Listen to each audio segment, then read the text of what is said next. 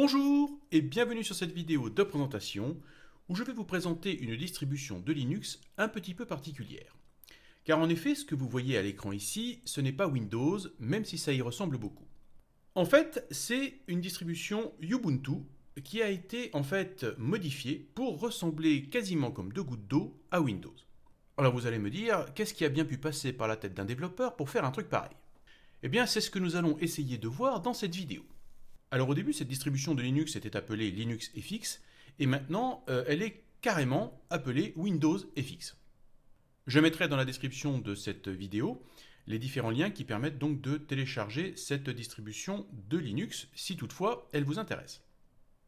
Alors comme vous le voyez déjà à l'écran, nous avons quelque chose qui ressemble beaucoup à du Windows. Les icônes sont quasiment identiques, et on va faire un petit peu le tour de cette distribution pour voir à quel point les modifications ont été faites pour que ça ressemble à Windows.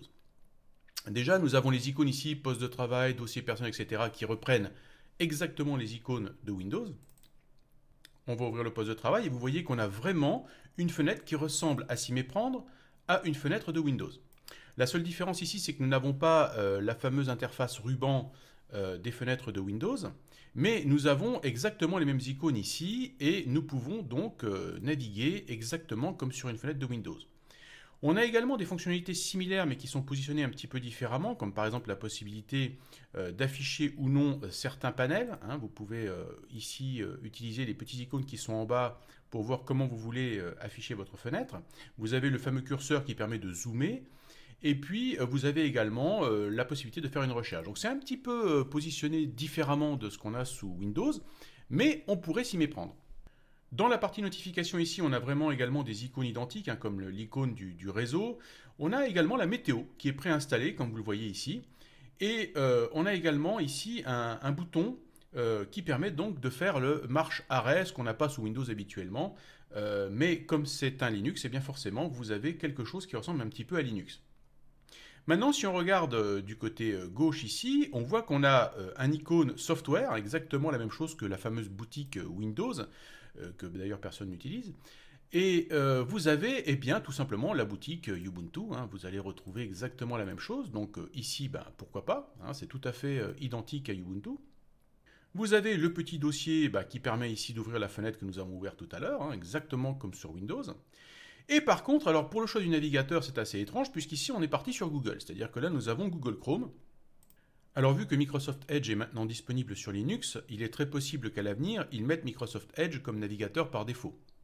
Là je suis sur la version 10.5 de Windows FX, donc il est très possible que dans la version 10.6, 10.7, etc., il y ait Microsoft Edge par défaut.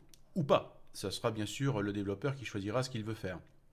Mais à la rigueur, rien ne vous empêchera, si vous voulez vraiment pousser la blague un peu plus loin, vous-même installer Microsoft Edge sur cette distribution de Linux. D'ailleurs, si vous voulez aller voir le site de cette distribution, vous tapez simplement Windows FX dans un moteur de recherche, de préférence pas Google. Bon. Ici, on est apparemment 100% Google sur cette distribution. Et vous allez tomber sur donc le site linuxfx.org. Avec un site qui est plutôt pas mal fait, design assez bien fait, et donc où on vous explique toutes les différentes fonctionnalités de cette distribution. Alors vous pouvez aller ici sur le menu Download pour télécharger la toute dernière version qui est la 17, sauf que, attention, maintenant le développeur demande une petite participation financière pour pouvoir télécharger donc cette version 17. C'est pour cette raison que j'ai la version 10.5 mois que j'ai téléchargée en fait en torrent, et je mettrai le lien dans la description de cette vidéo pour télécharger la version 10.5 en torrent. Donc à vous de voir si vous êtes vraiment passionné par cette distribution hybride de Linux et si vous êtes prêt donc à donner un petit peu d'argent pour avoir cette version 17. Alors à noter également que cette distribution de Linux FX est également disponible avec le bureau Cinnamon ou le bureau KDE Plasma. Donc vous n'êtes pas nécessairement obligé d'avoir cette interface qui ressemble comme deux gouttes d'eau à Windows. Bien, revenons un petit peu à notre distribution et explorons un petit peu plus loin les modifications qui ont été faites. Donc, nous avons ici la même chose que les bureaux virtuels qui sont sous Windows, quelque chose du moins qui ressemble de près. Et là, nous avons également, tenez-vous bien, quelque chose qui tente d'imiter en fait le comportement de Cortana. Alors on va cliquer dessus. Voilà. Et en plus, ça parle, hein, c'est formidable. Donc, ici, en fait, ce que nous avons, et d'ailleurs, c'est pas totalement bien traduit, hein, parce que vous avez remarqué qu'en fait, c'est une distribution de Linux qui est faite donc par un Brésilien. Et en fait, ce qu'il y a derrière ce système, eh bien, c'est du Google, hein, c'est l'assistant de Google, le fameux OK Google. Donc, bien évidemment, pour la protection de la vie privée, on va pas se mentir, c'est carrément pas bon du tout. Donc, si vous devez choisir une distribution de Linux pour mieux protéger votre vie privée sur Internet, eh bien, on peut dire que c'est pas la bonne distribution à prendre, puisque là, vraiment, Google est intégré dans cette distribution. D'ailleurs, vous voyez que la barre de recherche ici, eh bien, ne cache rien non plus, hein, la barre de recherche est bien marquée comme étant Google, donc c'est du Google à fond à tous les étages. Et puis maintenant, eh bien, passons au menu démarrer, et vous allez voir que pour ce qui est des logiciels préinstallés, eh bien, c'est plutôt pas mal. Si on va par exemple dans accessoires, vous voyez qu'on a pas mal de choses ici qui viennent du monde de Linux. Si on va dans bureautique, alors là vous vous dites waouh, il y a carrément Office de préinstallé. Mais regardez bien, si on clique sur Word, eh bien en fait on se retrouve sur OnlyOffice, qui ressemble effectivement fortement à l'interface des logiciels de Microsoft Office.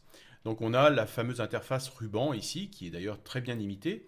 Donc, effectivement, on pourrait s'y méprendre et on pourrait croire qu'on est sur des logiciels de chez Microsoft, mais en fait, c'est OnlyOffice qui est utilisé ici. Donc, très bon choix pour pouvoir un petit peu tromper l'utilisateur et lui faire croire qu'il est sous Microsoft Office.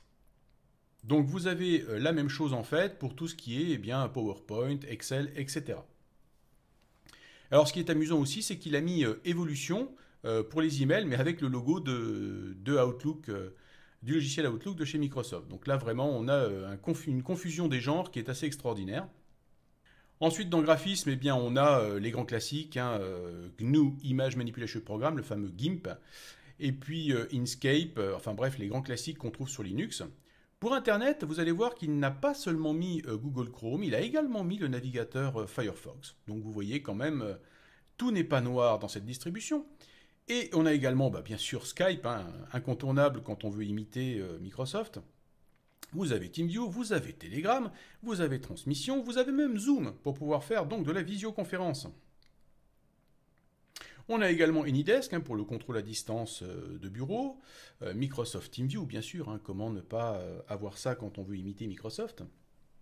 Et bien sûr Steam pour les jeux.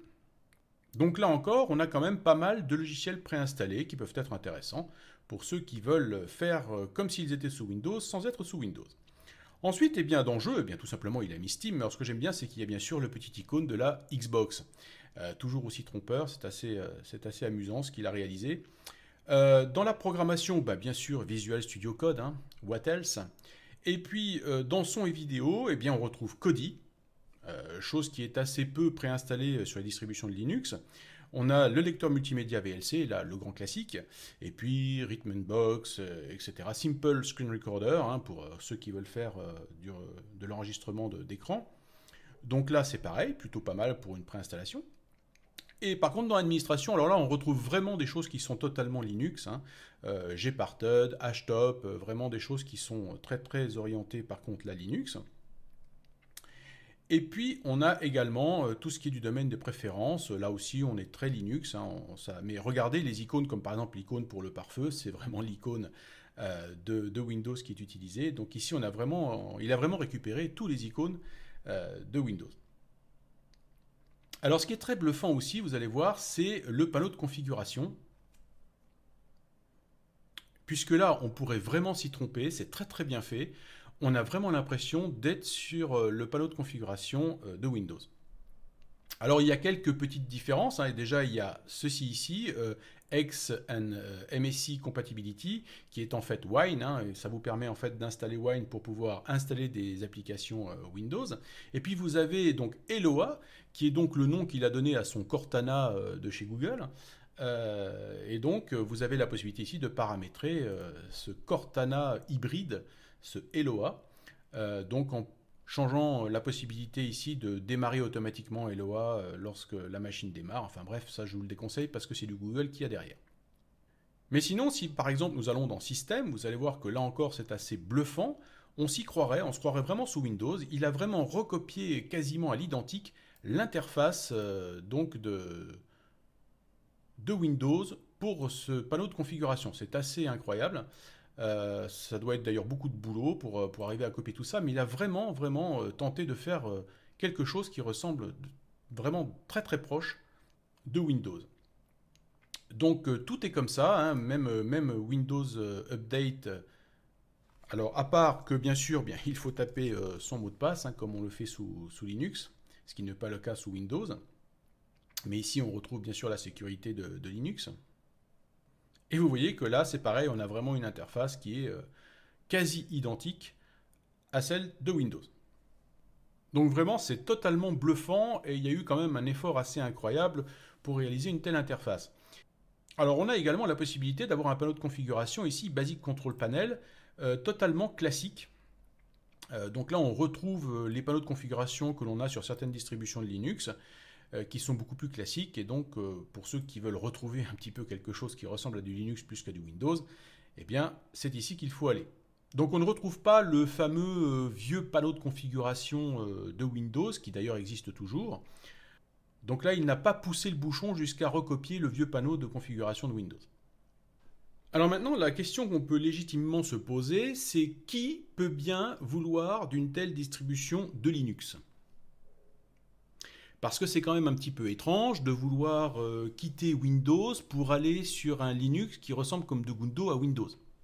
De deux choses l'une. Généralement, soit les gens passent complètement à Linux et abandonnent totalement Windows, soit ils préfèrent rester sous Windows et ne s'intéressent pas à Linux. Mais vouloir absolument du Linux avec une interface qui ressemble comme deux gouttes d'eau à Windows et qui en plus se comporte quasiment comme Windows, c'est quand même assez étrange. Alors, quelles pourraient être les raisons de choisir une telle distribution? La première raison pourrait être quelqu'un qui ne veut pas payer une licence Windows et qui veut avoir quelque chose qui ressemble à Windows parce qu'il aime bien Windows. Pourquoi pas? La deuxième raison, ça pourrait être quelqu'un qui veut bien passer sous Linux, mais qui aime bien quand même Windows, mais donc il fait une petite transition intermédiaire, c'est-à-dire qu'il prend un Linux qui a une interface Windows pour s'habituer un petit peu à Linux, et puis ensuite peut-être passer sur un autre type de bureau de type KDE Plasma, Cinnamon ou même GNOME, hein, pour se jeter dans l'inconnu. Pourquoi pas? Une transition douce de Windows vers Linux, un petit peu comme la cigarette électronique pour ceux qui veulent arrêter de fumer. Ouais, pourquoi pas? Une transition douce. Ou alors on peut aussi imaginer utiliser cette distribution de Linux pour faire une mauvaise blague à ses collègues de travail ou à ses amis. Mon avis personnel, c'est qu'il n'y a pas de mal à faire ce genre de choses, parce que c'est ça aussi la magie de Linux, c'est que c'est comme les glaces, il y en a à tous les parfums, et donc on peut ainsi choisir ce qu'on a envie. Et pourquoi pas une interface Windows pour un Ubuntu? Pourquoi pas?